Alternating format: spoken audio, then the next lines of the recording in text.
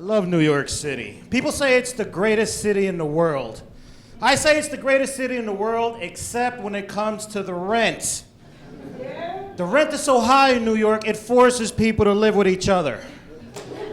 Like me and my wife.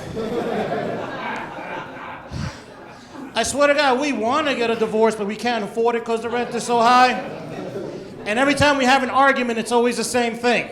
It's like, I hate you. I hate you. You cheated on me. You cheated on me first. Get the hell out. The rent is due. Maybe we should work things out. That's why I tell people, if you're going to come to New York City, stay single. Because as long as you're single, you can live anywhere you want. When I was single, I used to live in a basement apartment in New York City, right? Basement apartments are real popular because they're real cool, but they're super, super cheap. Only bad thing is sometimes these basement apartments come with the landlady upstairs.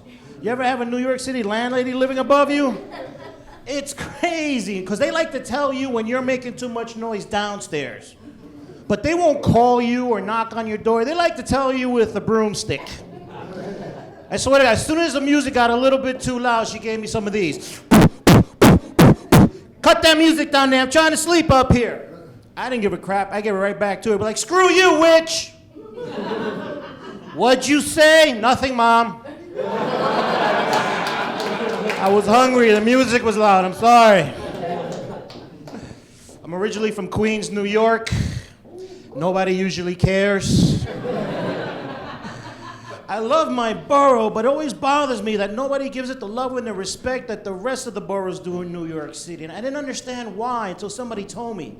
A friend of mine was like, yo, Pudge, you guys don't get the respect because you don't got the street cred that the other boroughs do. And I finally figured out what he was talking about when I went to a nightclub in Manhattan. And in the middle of the nightclub, the DJ grabs the microphone, he does a New York City shout out to see who's in the club. Right? The music will be banging. He'll grab the microphone. He'll be like, Brooklyn, where you at? They're like, what? Bronx, where you at? Boom, boom, boom. Queens, where you at? Oh my God, that's us over here. How did he know? He's so nice. Thank you.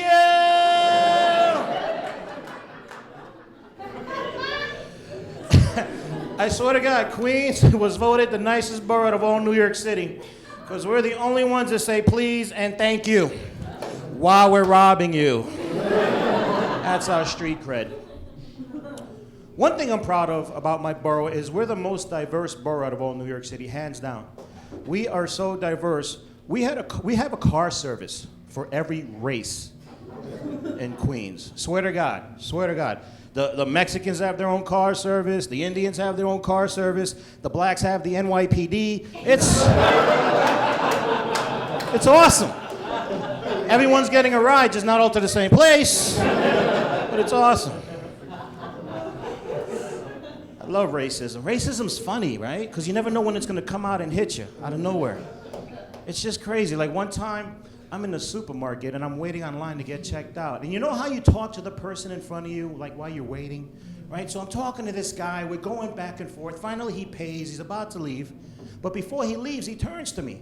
He's like, hey man, so where are you from? I'm like, yo, I'm from Queens, born and raised. He's like, wow, you speak great English. I didn't know what to say.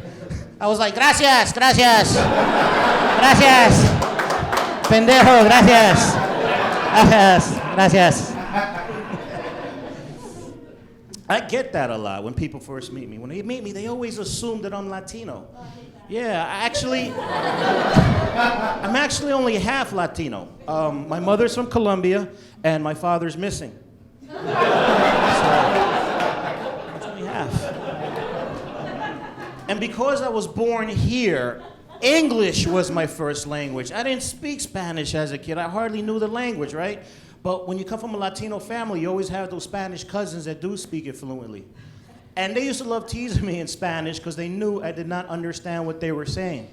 Like every time I went over to my cousin's house, he used to be like, yo, Pudge, what do you want for dinner tonight, man? You want chicken or pollo? I didn't know. I was like, give me chicken.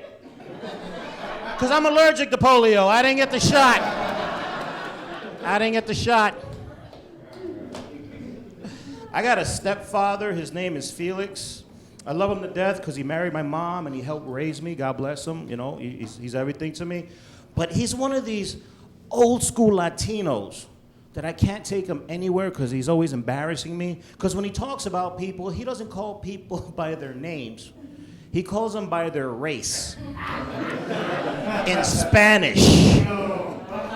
I swear to, I could be like, yo, Felix, we're gonna go see that Jackie Chan movie? He's like, ese chino. Yo, Felix, you heard Shaquille O'Neal retired. Ese negro. Yo, Felix, you heard what happened to Tiger Woods? Ese chino negro.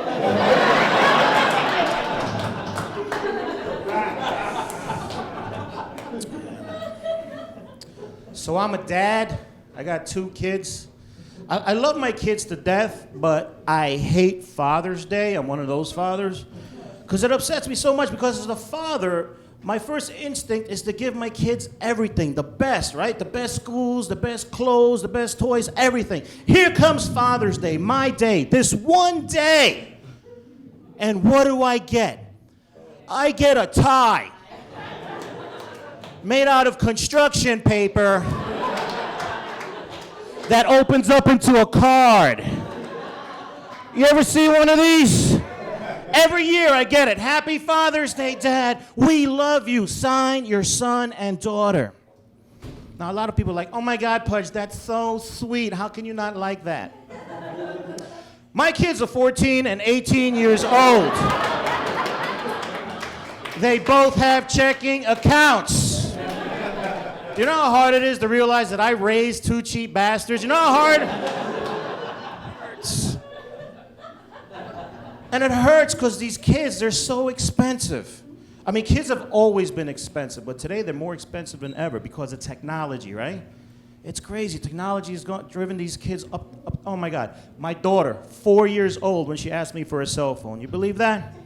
4 years old. She ran up to me one day. She's like, Daddy, Daddy, Daddy, I want a cell phone. Could I have a sidekick? I'm like, sure, cutie, no problem. Bam! Kicked her right in the ribs. I'm like, there's your sidekick. I got so mad. I lost it. I yelled at her. I'm like, who the hell told you to get a cell phone? She was like, Mommy said I could. So you know what I did, right? I ran up on her mother, yelled at her. I'm like, did you tell my daughter she get a cell phone? She was like, yes, she can. She can have a sidekick just like me. Okay. Bam! Kicked her mother in the ribs too. And then she got mad. She's like, why'd you kick me? I said, because it's a family plan.